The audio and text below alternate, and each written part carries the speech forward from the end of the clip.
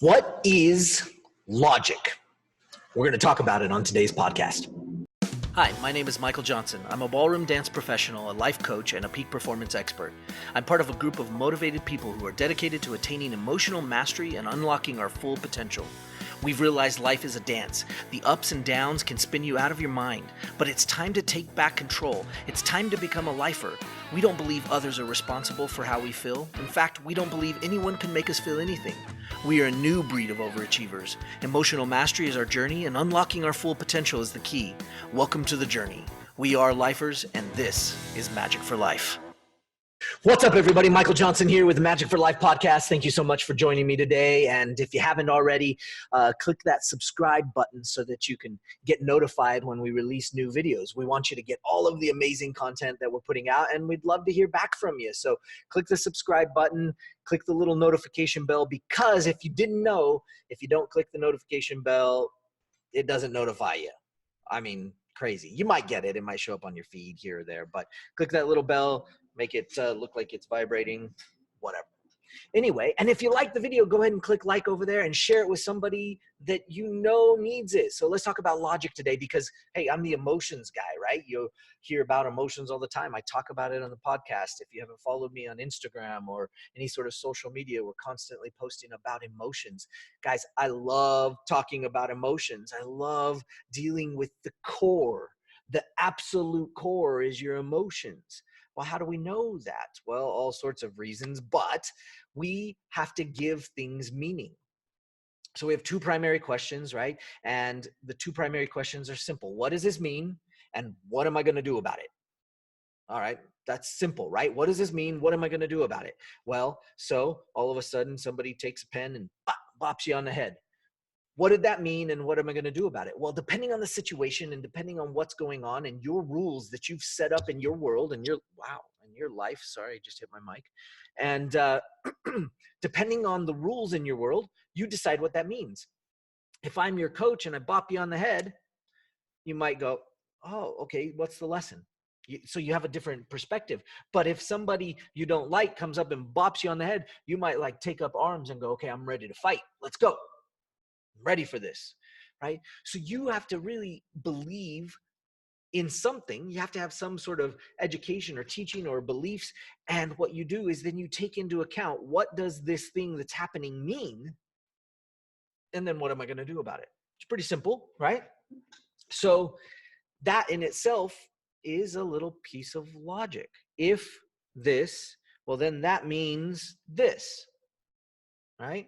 So if this, then this, and that means this, and we do this part, and that means, and we mess it up all the time. In fact, you've probably done it. Something happens. Somebody calls you and they leave a voicemail that's half done. You freak out about the voicemail. You start going crazy about it. And all of a sudden they get home and they go, why? What's wrong? Why are you so upset? And you said this in your voicemail, and then it cut off. And you're like, nope. Didn't say that. Yeah, this is what I said. And if you'd heard the rest of the message, we would have been fine. And you go, oh, yeah, sorry about that. I misunderstood. And that's what you want to think. Every time you've misunderstood, what is it? It's because you gave it a meaning, whatever that situation, whatever happened, you gave it a meaning that wasn't actually accurate. Okay, now let's go back to this logic thing. So let's not get too deep into it. We're just going to cover what just basic logic is. So we're going to go back and do just a little teeny history lesson. I'm sorry, I'm going to get a little technical here. But who was sort of the beginning or father of logic? Well, a lot of people say Aristotle, right? And so if you haven't read any of that stuff, it's pretty heavy. It's pretty deep. But he's a big figure in like Greek philosophy, right? And you go back a little bit further than that, and he was a student of Plato. So oftentimes when you hear about philosophy, you hear about Plato and Aristotle. Well, Aristotle was a student of Plato, and Plato was in turn a student of Socrates. And so you might have heard of Socrates when it comes to philosophy or logic. And so let's talk about two types of logic. Okay, you've got deductive logic and you've got inductive logic, right? Deductive and inductive. Now, for those of you that are out there, I have some younger listeners, and I know that. Hang on, don't run away because you are hearing a big word. Let me just tell you about the big words, right? Or yeah, hey, you know what? Sometimes as adults, we're like, what in the world is that word? I've never heard that before, right? And that's okay. So just hang with me. Don't freak out. I know I'm talking a little technical here, but let's talk about deductive logic. Deductive provides complete evidence of the truth, right? So that's what deductive evidence or deductive logic is. It provides complete evidence of the truth, right?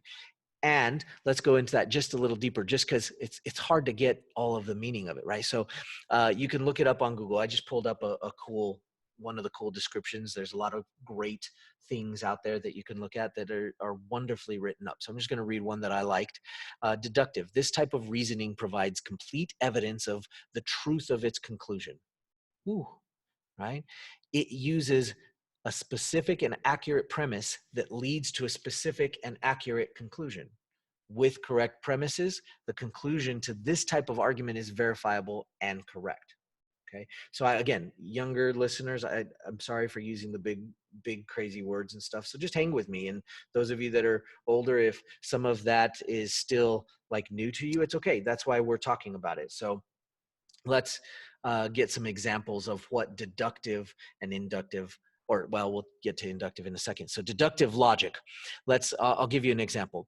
All squares are rectangles, right? And if you want to look at this, by the way, it's at yourdictionary.com. So you can go look up these particular examples. So they did a great job with this little write-up because it gave us some nice examples. And so we're going to use that. So all credit to yourdictionary.com.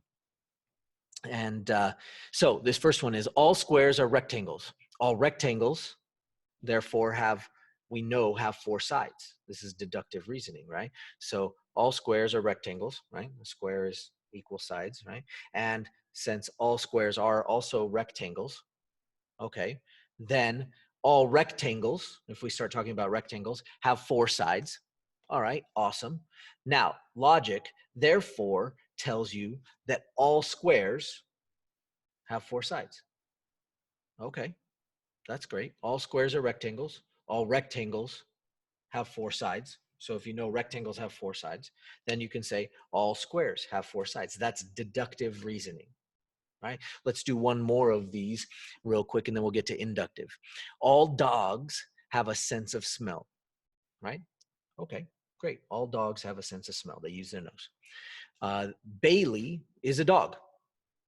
All right, so we just assigned the name Bailey to being a dog. Bailey is a dog. Therefore, deductive reasoning logic tells you that Bailey, the dog, has a good sense of smell because Bailey is a dog, right? So this is deductive reasoning.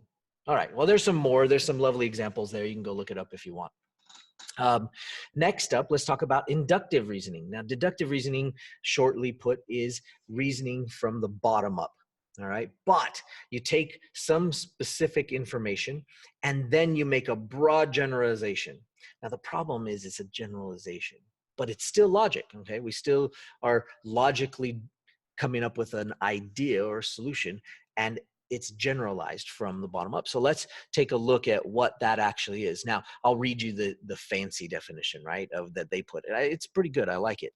This type of reasoning, inductive reasoning, is bottom up, meaning that it takes specific information and makes a broad generalization that is considered probable, allowing for the fact that the conclusion may not be accurate. And that's huge, right? When you're talking about inductive reasoning, you're allowing for the idea that the solution could potentially not be accurate. And this type of reasoning usually involves a rule being established based on a series of repeated experiences, right? But it's still generalized. And that's huge.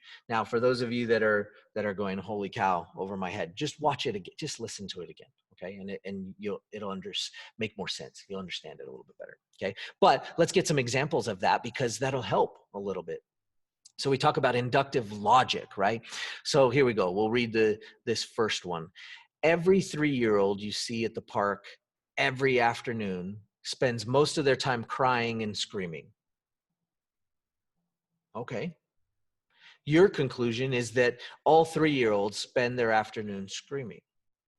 Now, That's some interesting inductive logic, right? It's a huge generalization. Now, first of all, there are two every statements in there, and every statements are universal statements. And we've got to really be careful with universal statements because almost always, which is also universal, you can find something wrong with a universal statement. Okay, so universal statements are rough, right? Because there's oftentimes a but that's attached to it, right? But it's a generalization. And your conclusion to say that all 3-year-olds spend their afternoon screaming is based upon being at the park and seeing them screaming. And if you go to the park every afternoon and you see them screaming and crying, you start to believe and think, hey, all 3-year-olds spend their afternoon crying and screaming. Okay, so that's inductive logic, right? Let's take another one. Every house that burned down on the block was caused by faulty wiring. Okay. Every house on the block was caused by, or every house that burned down on the block was caused by faulty wiring. Your conclusion is that all homes on the block have faulty wiring. All homes on the block have faulty wiring. That's maybe an okay conclusion. I mean, if you were the fire department and you had 3 houses in one single neighborhood that were all built by the same contractor and all of them had the same faulty wiring problem, you might go around to all of the other houses and go, hey, listen, 3 of the houses in the neighborhood burned down and it was because of their wiring. We should probably check your wiring. With the possibility, of course, because you have to remember with inductive logic, that type of reasoning usually involves a rule of being established on a series of repeated experiences, but that rule was generalized, right? And so that meaning might be a broad generalization and it still might not be true. So you have to allow for the fact that the conclusion that you come up with might not be true because you generalized the idea. It might just be that those 3 houses were wired by the same guy and all the other houses on the block were wired by a different electrician, so they don't have the problem, right? But you see, that's kind of how inductive reasoning works. Anyhow, that's pretty deep. I apologize because I know, I try to go different directions here. Like sometimes we go a little esoteric, sometimes we get really technical, but sometimes it's really important. And when we're talking about logic, I mean, honestly, this is super surface level about logic, but deductive logic and inductive logic, these are two really important elements because even in talking about emotion, sometimes talking about emotion, we can talk about it logically. Sometimes it's hard. Sometimes we have to talk about emotion, not logically, but emotional. And that makes it difficult. But sometimes we want to be able to use our mind and use logical thought to be able to utilize our emotion in the best way possible. And we'll talk about that some other time. But hopefully this helps you get an idea of what inductive logic and deductive logic is. Again, just full credit to yourdictionary.com. There's a nice little article about deductive and inductive logic. I liked it. It was simplistic. I mean, it's still a complicated subject, but heck, go try reading Aristotle, Socrates, and Plato, which is a lot of fun if you like that kind of stuff, but maybe some of you don't. So this is a nice little in between. Anyway, thank you so much. Again, if you haven't yet, subscribed down below and hit the like button and let us know that you're liking the podcast. If you haven't followed us on YouTube, come follow us on YouTube. And or if you want to listen to us just on the run and you don't want to get into YouTube, you can find us on iTunes, Stitcher, Spotify, Google Podcasts. We're all over the place. Make sure you type in the J, Magic for Life. And sometimes Google loves to try to change our J to a G, and it says, oh, did you mean to search for magic? Nope, we are not magicians. Maybe magicians of the soul, right? But with a J, okay? Magic with a J. Anyway, thank you so much. Don't forget every minute, and we'll talk to you next time. See you on the next podcast. Take care. Bye-bye. Hey, lifers, don't forget to get your free copy of the Every Minute book. You can find it at everyminutebook.com. And don't forget to follow us on Facebook and Instagram.